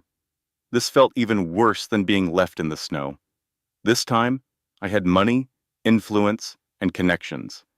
I had everything on my side, and I still could not win. The legal system had completely failed me. On the courthouse steps, camera flashes went off everywhere as the media swarmed the case. Victoria carried Grace to the Sterling's car with Madison walking beside her, both looking triumphant. Michael refused to even make eye contact with me. That night, I was all alone in the Harrington Global penthouse, just staring at Grace's empty crib. I finally called Richard. I did everything the right way, by the book, and they still came out on top. They have my daughter. He replied, we will appeal. We will keep fighting. No. My voice was different now, ice cold and resolute. No more us or following their rules. I am done playing their game. You once told me that I own the entire board. Well, I am about to flip the whole thing over. I want you to arrange the contract meeting. I need every single one of them in that room by April 12th. That is tomorrow. Richard asked, Emma, are you certain about this? I responded, they wanted a war? I will give them total annihilation. Richard and I worked from midnight until 6 in the morning. I contacted Dr. Morrison. I need you to testify. I promise I will keep you safe, please. She was crying on the phone. I am so scared. I told her, so am I, but we have to do this. Crawford managed to find Madison's Instagram live stream from the hospital, which she never truly deleted. It was stored on Instagram's servers and was completely legal to access. My lawyers immediately filed an emergency motion presenting the new evidence. I did not sleep at all. I prepared myself as if for battle, choosing a white Tom Ford suit and styling my platinum hair. I applied perfect red lipstick and stared at my reflection in the mirror. It is time to end this. It was April 12th at 2 in the afternoon. The location was the Harrington Global Headquarters on the 52nd floor in Midtown Manhattan. The Sterling family pulled up in their Lexus. Their usual Mercedes was gone, repossessed, and replaced with an older car. They looked smaller somehow. Jonathan's suit hung loosely on him from losing so much weight from the stress. Victoria's jewelry was obviously fake, not the real diamonds she used to wear. She had to have pawned her authentic pieces just to pay the rent. Madison was not wearing a designer label. Her hair was a mess, and she looked completely worn out. Michael seemed hungover and defeated, but they were all trying to put on a brave face. This $75 million contract was their last hope. In the elevator, Victoria whispered, "Remember who we are. We are Sterlings. We come from old money, and they will respect that." "Jonathan, you need to let me do the talking during the negotiation. We absolutely have to secure this contract, or it is all over for us." Madison, busy on her phone, added, "At least the whole Emma situation is finally over. The judge gave us grace." Michael just kept his eyes on the elevator floor and said nothing. The doors slid open on the 52nd floor. The view was stunning, with windows from the floor to the ceiling showing the entire Manhattan skyline. The space was filled with modern art, a clear display of immense wealth. A receptionist showed them to a conference room with huge glass walls that overlooked Central Park. A massive conference table that could seat 20 people dominated the room. At the far end, the CEO's chair was turned away, facing the city. 8 board members in expensive suits were already there. Security guards were posted at the doors. A gigantic screen was mounted on the wall behind the main chair. The Sterlings took seats opposite the empty CEO chair. Jonathan nervously cleared his throat. "Thank you for giving us this opportunity." My voice sliced through the silence, interrupting him. "Hello, Jonathan." The large chair slowly swiveled around to face them. I was sitting there, looking powerful with my platinum blonde hair, a stylish white Tom Ford suit, red Louis Vuitton heels, and my grandfather's signet ring on my finger. My red lipstick was flawless, and my expression was pure ice. "Hello, Victoria, Madison, and Michael." Their reactions were like a scene in slow motion. The color completely drained from Jonathan's face, and he stumbled back into his seat. Victoria actually fainted. Madison managed to catch her, staring at me with pure terror. Madison's jaw dropped, her mind unable to comprehend what was happening. Her phone slipped from her hand and clattered on the floor. Michael was frozen solid, his eyes wide with shock, completely unable to form a word. The security guards moved to block the exits. Nobody was going anywhere. Jonathan finally managed to speak. "What is this? Is this some kind of sick joke?" I stood up and began to walk slowly around the conference table. My voice was calm but held a deadly edge. "Please have a seat. We are here to discuss a $75 million contract." Victoria came to, becoming hysterical. "This is crazy. This cannot be real. You are a nobody." I declared. "I am Chairwoman Emma Catherine Harrington, the Chief Executive Officer of Harrington Global Industries. I am the sole heir to my grandfather, William Harrington's $2.3 billion empire." I gestured to the official portrait of William Harrington hanging on the wall. "And you are all here because you submitted an application for a contract with my company." Michael finally found his voice. "This is impossible. How can this be?" I replied, "How am I here? Let me tell you all a story." I pressed a button on the remote, and the screen behind me came to life. The first thing on the screen was security footage from February 15th at 3 in the morning. It showed me being thrown down the steps of the Sterling estate, with the timestamp clearly visible. Victoria screamed, "Turn that off!" I said, "No, you're going to sit here and watch." The video played everything. It showed Madison live streaming the event, me being dragged across the marble floors, the blood stains, and Victoria demanding that I get on my knees. It showed the security guards ripping Grace from my arms, and me being tossed down the steps into the snow, leaving a trail of blood. Then the doors slammed shut. The entire boardroom fell silent. Even the executives, who had not seen it before, looked completely shocked. February 15th, at 3 in the morning, you threw me down those steps. At that exact moment, I was just as you said, a nobody, poor and powerless. The next image was William James Harrington's death certificate. The date of death was February 15th, at 7 in the morning, just 4 hours later. My grandfather had a fatal heart attack right after he watched the security footage of what you did to me. His will named me as his only heir, and it took effect the moment he died. I paused to let the full weight of my words sink in. So, when you threw me out into the snow at 3 in the morning, I was a nobody, but as the clock ticked closer to 7 in the morning, I became a billionaire. You just were not aware of it yet. Victoria whispered, "Oh my God." I continued, "That would make a great headline, would it not? In-laws and mistress throw new billionaire heiress into the snow, completely unaware of her inheritance. Now, let's talk about your current problems." The next slide displayed Jonathan Sterling's finances, all highlighted in red. Sterling Industries is $83 million in debt. Actually, it is not $83 million anymore. As of 3 weeks ago, I purchased $75 million of that debt from your creditors for a good price.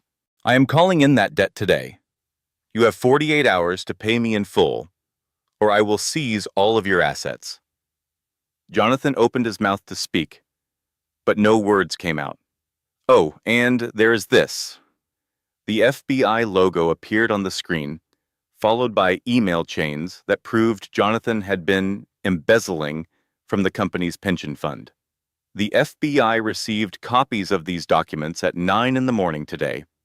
You should expect to be formally charged by the end of the week. The next slide was about Victoria Sterling's boutiques. Sterling Style Boutiques, all 5 locations, are in buildings that I own. Your leases are terminated, effective immediately. The locks will be changed at 5 in the evening. You also owe $480,000 in back rent. I am suing you for that amount, plus damages. And one last thing. The IRS logo flashed on the screen. The IRS was notified about $2.3 million in tax evasion yesterday. You can expect an audit. A picture of Madison wearing my mother's jewelry appeared, and I am personally suing you for $5 million for stealing my mother's heirloom jewelry. Victoria gasped and clutched her chest. The next slide showed Madison Sterling.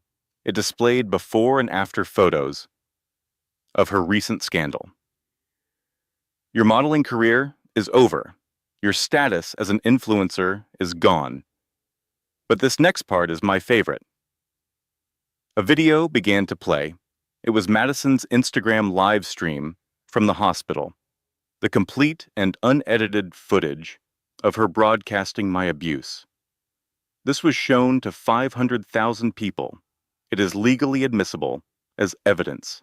The Greenwich Police Department was sent this footage this morning. Assault charges have been filed. Madison burst into tears. Next up, Michael Sterling. The video of the college bet played in its entirety. Every cruel word, every laugh, and every disgusting comment he made about me was there for everyone to see. This video will be sent to every major news outlet at 6 in the evening today.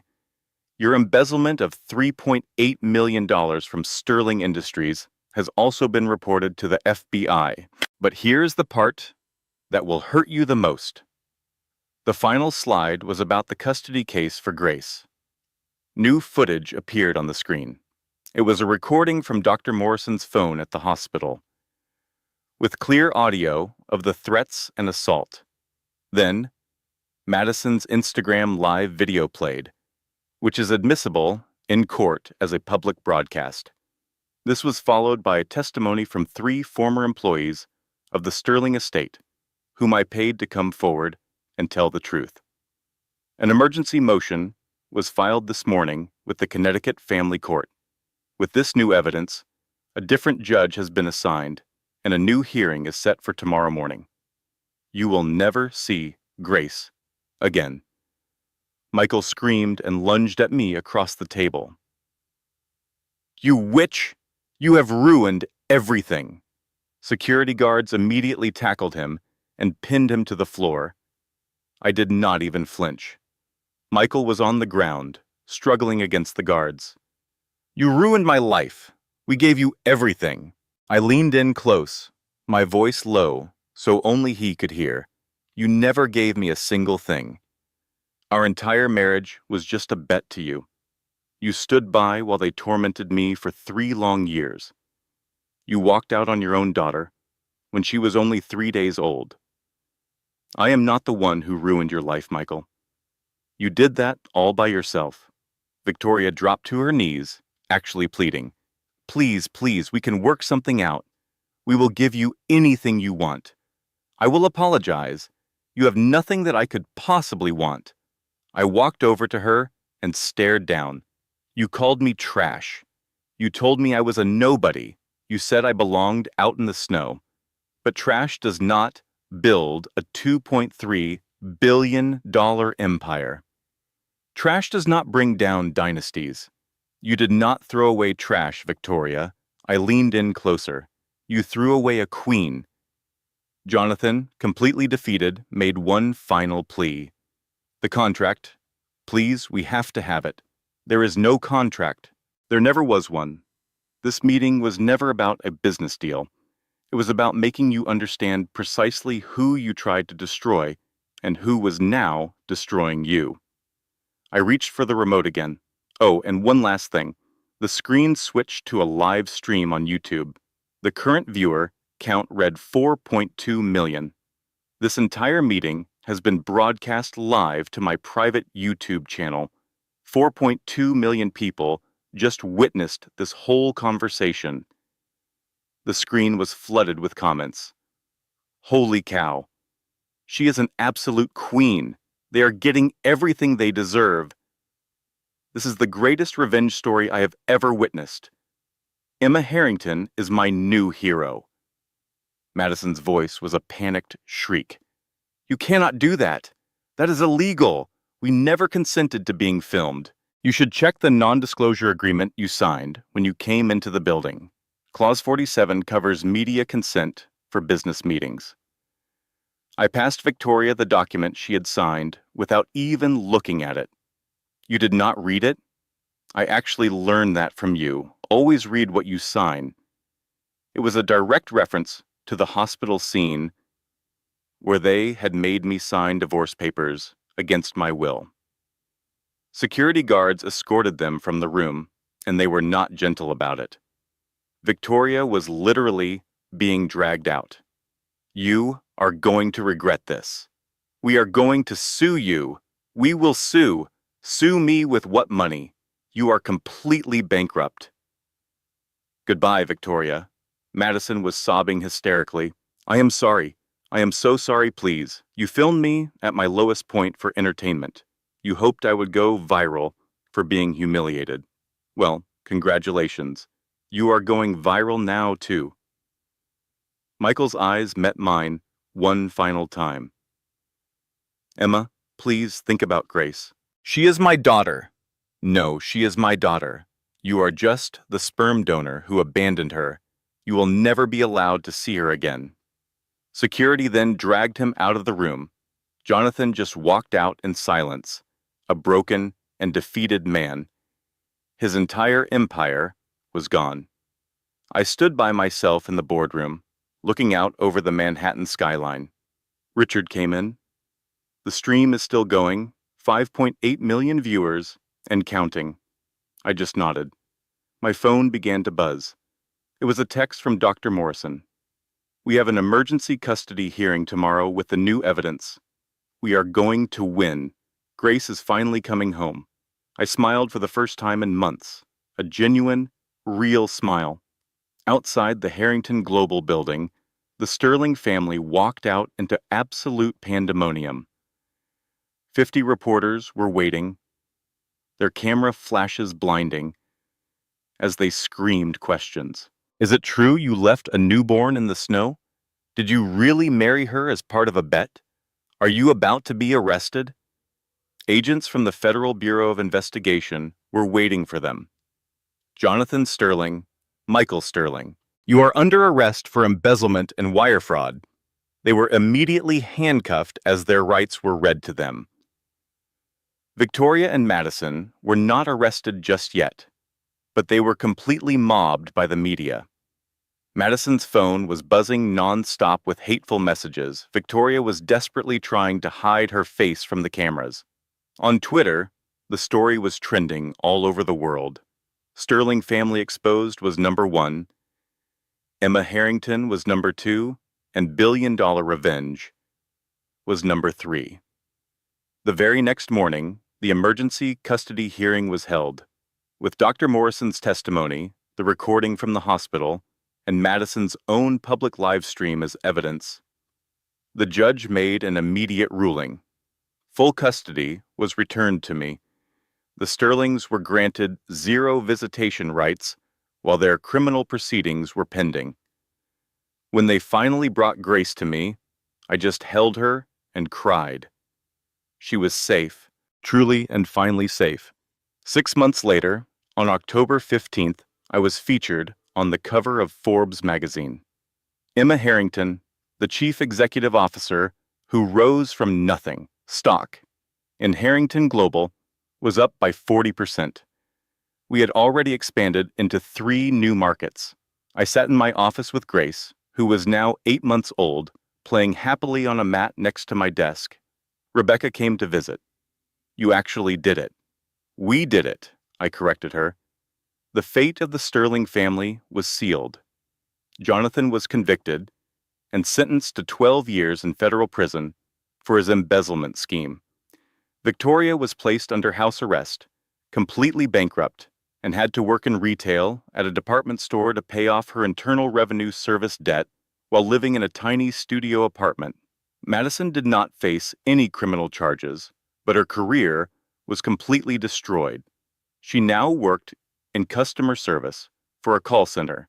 Her Instagram followers had dropped down to just 12,000. She had lost 97% of them. Michael accepted a plea deal and was sentenced to 7 years in prison. He also formally signed away all of his parental rights to Grace.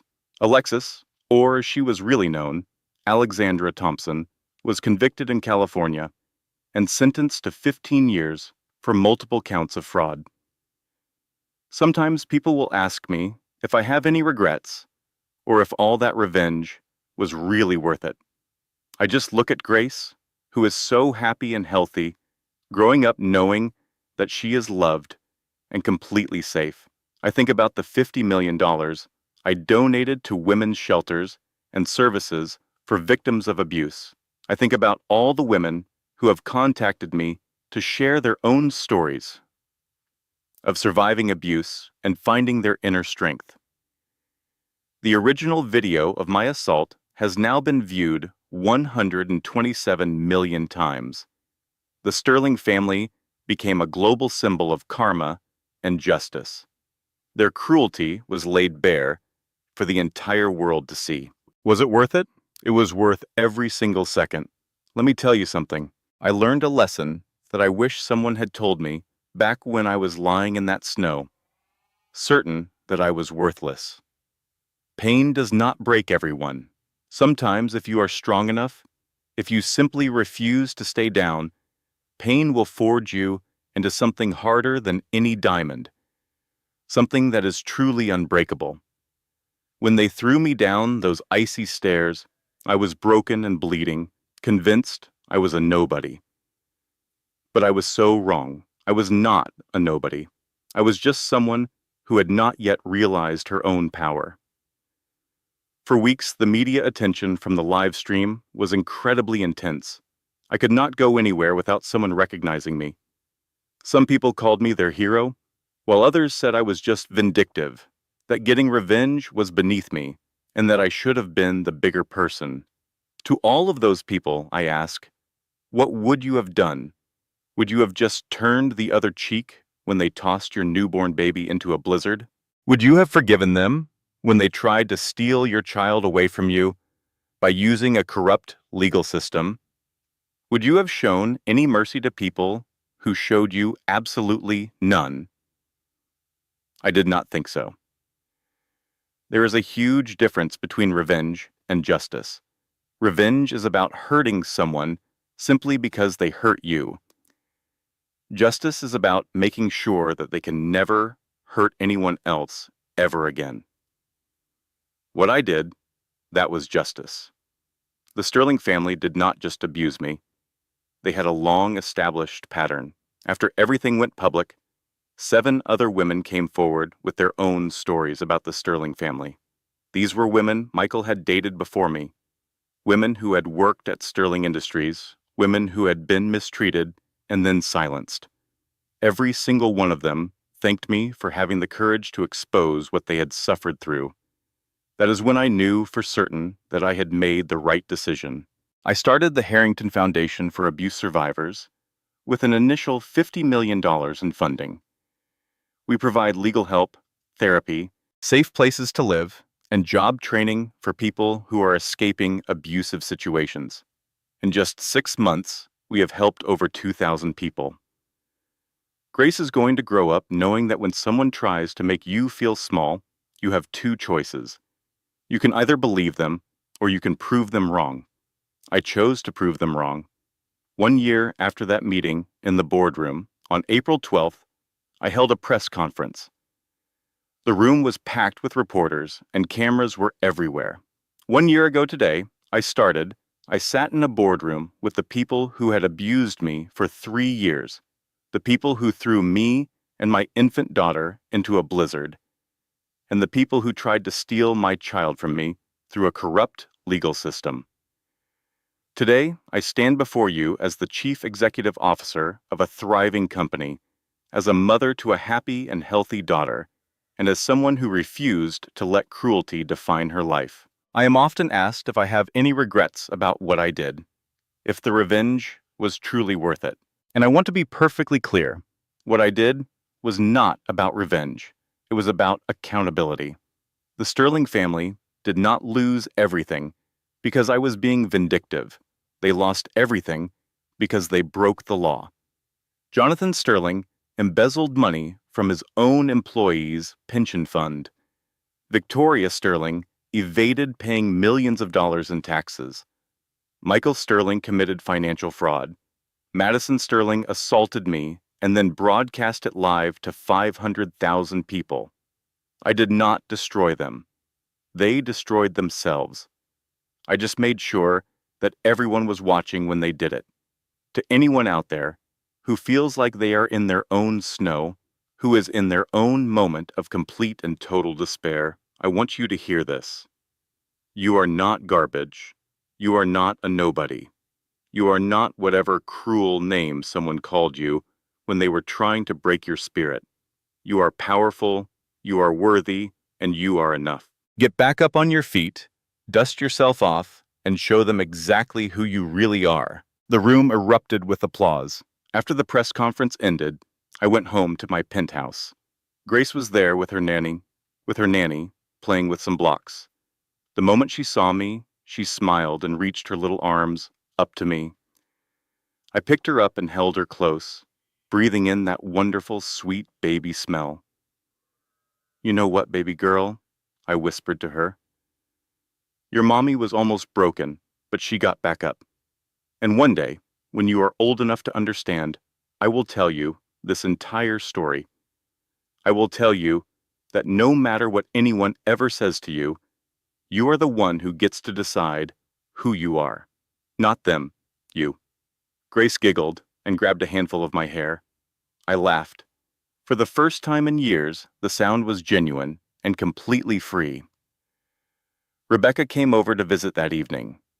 We sat together on my balcony, looking out at the incredible Manhattan skyline, drinking wine. Do you ever think about that night? She asked. In the snow? Every day, I admitted, but probably not in the way you imagine.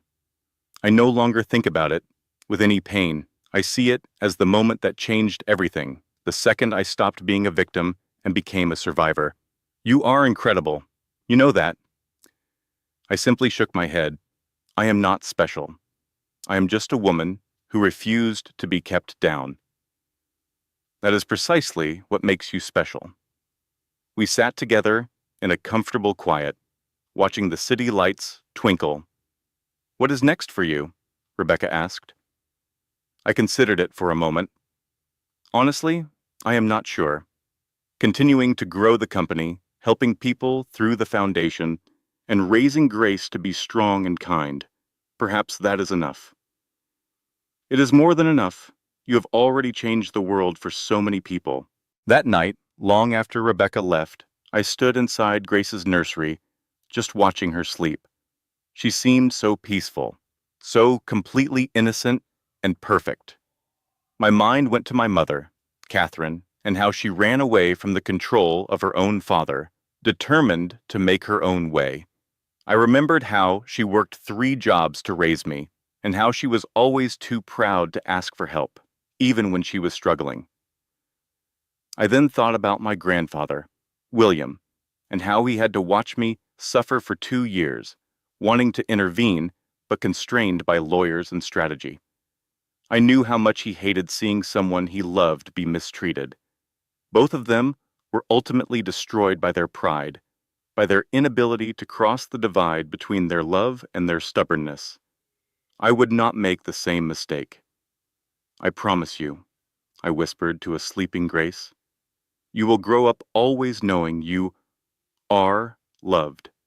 You will grow up knowing that asking for help is not a weakness. It is a strength. You will grow up understanding that you never have to tolerate cruelty from anyone, regardless of who they are. And if anyone ever tries to make you feel small, you will remember that your mother was thrown out into the snow and became a queen. Grace shifted in her sleep, her small hand curling up into a little fist. I smiled and gently kissed her forehead. Tomorrow, I had a meeting with the board. Next week, we were launching a new division of Harrington Global that would focus on ethical business practices and the welfare of our employees. Next month, the foundation was opening 3 new shelters. But tonight, I was just Emma, simply a mother, watching her daughter sleep, just a woman who had survived hell and come out on the other side even stronger. And that was more than enough. 5 years later. Today, Grace is starting kindergarten. She is wearing a purple dress that she picked out all by herself, her dark hair and pigtails that bounce with her excitement. Mommy, do you think the other kids are going to like me? She asked while I drove her to school. Baby, they are going to love you. Just be who you are, because that is always enough. Like you always say. Exactly like I always say.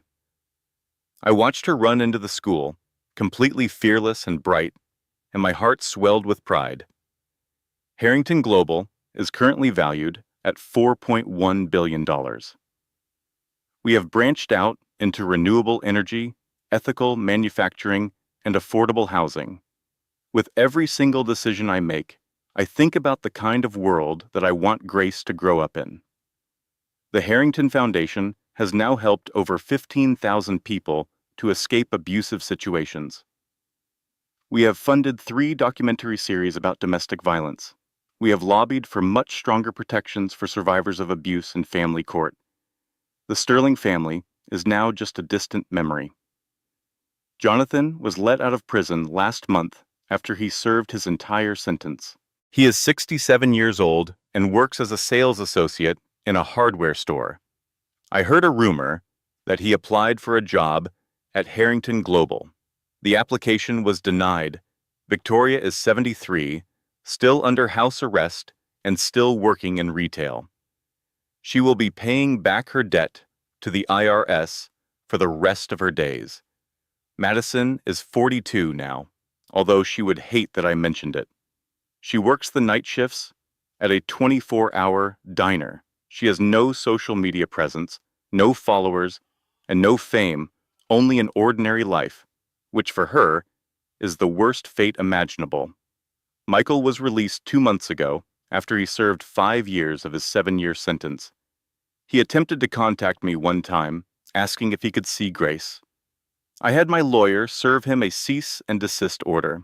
He signed away all of his parental rights. He is entitled to nothing. I heard he is working as a warehouse manager somewhere in New Jersey. He is engaged to someone new. For her sake, I hope that he has learned something, but I seriously doubt it. Alexis is still behind bars, with 7 more years to serve. As for me, I am engaged. His name is David Collins. He is a civil rights attorney. We met one another at a fundraiser for the foundation. He knows my entire story. He loves me all the same. More importantly, he loves Grace as if she were his own flesh and blood. When I told him all about the Sterling family, about everything that took place, he said, "You know what I see when I look at you? Not a victim, not even a survivor. I see a woman who refused to let cruelty define her. I see strength." That was the moment I knew I could trust him with my heart. We are getting married next spring. It will be a small ceremony with just family and our close friends. Grace is going to be the flower girl. She has already planned her entire outfit. Sometimes, late in the evening, I still have dreams about the snow, about the intense cold, about Grace's cries growing weaker, about being sure that we were going to die. But I do not wake up screaming anymore. I wake up, go into Grace's room, watch her sleep for a little while, and remember that we made it. We did more than just survive. We thrived. Last week, a young woman came into my office. She had gotten in touch with us through the foundation. She had been abused by her husband's family and thrown out with nothing, in the exact same way I had been. "I saw your story," she told me, crying. "I saw what you were able to do, and I thought if she could do it, then maybe I can too." I held her hand. "You absolutely can, and you will not have to do it by yourself." We got her settled into one of our shelters and connected her with a lawyer. We set her up with therapy and helped her file a police report. 2 months later, she sent me a picture. It was her and her 2 kids, smiling in their new apartment. The caption said, "We are free. Thank you for showing me that it was possible." That is why I did it. It was not for revenge. It was for that exact moment. It was for every woman who needed to see that you can be thrown out in the snow and still rise up to be a queen. Today is April 12th, the anniversary of the confrontation in the boardroom. Every year, on this day, I do something meaningful. This year, I am speaking at a TEDx event about trauma, resilience, and justice. I am standing on a stage, looking out at 5,000 people. "When they threw me in that snow," I began, "I was convinced I was dying. I was convinced I was a nobody. I was convinced that was what I deserved. I was wrong about every single thing. Pain does not break everyone. Sometimes, if you are strong enough, if you refuse to give up, pain will forge you into something more powerful than you ever imagined you could be. I am not special. I am not superhuman. I am just a woman who refused to stay down.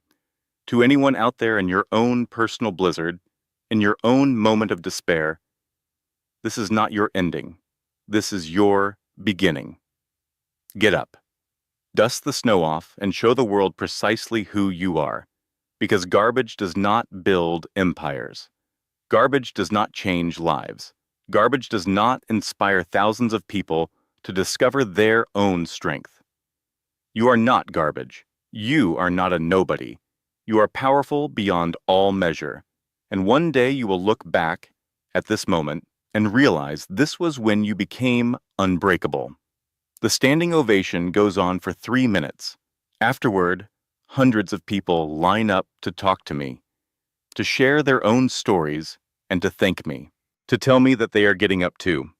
That night, I am at home with Grace and David. We are making dinner together, something simple, just pasta, which is Grace's favorite. "Mommy, why do people always want to talk to you?"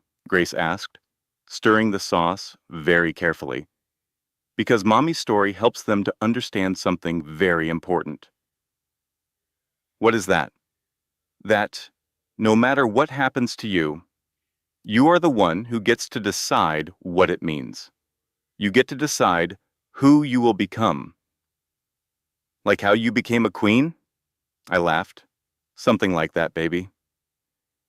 David kisses my temple, the queen who rose from the snow. I like that, I say. After dinner, once Grace is asleep, David and I sit out on the balcony, just like Rebecca and I did all those years ago. Do you ever regret it? He asked. The public nature of it all? The live stream? The media circus? I think about it for a second. Honestly, no, because it was never just about me. It was about every single person who has ever been told they are nothing. Every person who has been thrown away as if they were garbage. I wanted them to see that you can come back from something like that. You can do more than just survive. You can thrive.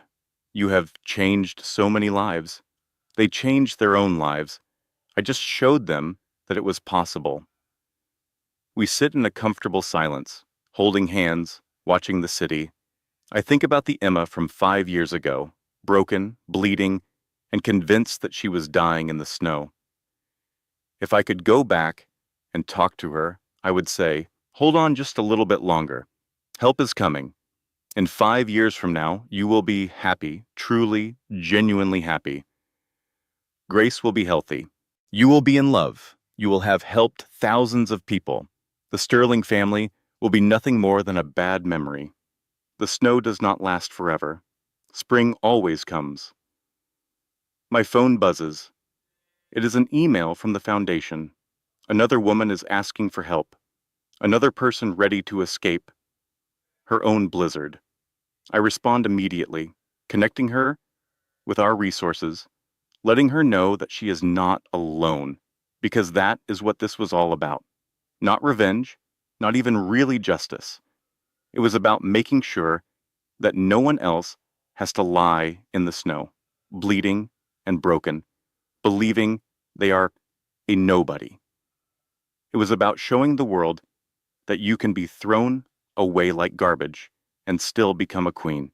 And if my story, my pain, my journey can help even one more person find the strength to stand up and fight back. Every hardship was absolutely worth it in the end. Looking out at the Manhattan skyline, my eyes land on the Harrington Global Building, a tower that carries my grandfather's legacy and watches over the city that is now my own.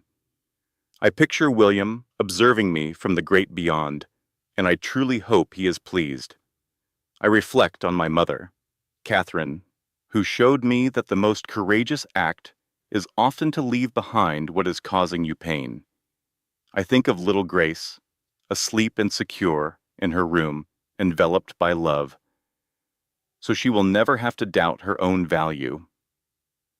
Finally, my thoughts turn to me, Emma Catherine Morgan Harrington. I was once an invisible girl who grew into a woman who had it all. They cast me out into the snow with absolutely nothing. They were clueless that I was the heir to a billion-dollar empire.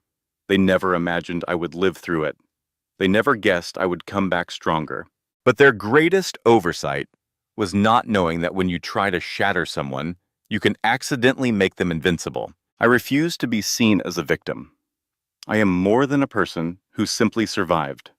I am a woman who experienced profound brokenness and chose to rebuild herself. I am a mother who will ensure her daughter understands that her value is defined by no one but herself. I am a chief executive officer who created a business empire built on integrity and fairness. I am a benefactor who channels personal suffering into a mission to help others. I am the queen who emerged from the cold. So if you are listening to this, if you feel like you are trapped in your own personal winter, if you have been made to feel like you are insignificant, I want to tell you a truth. You are mistaken.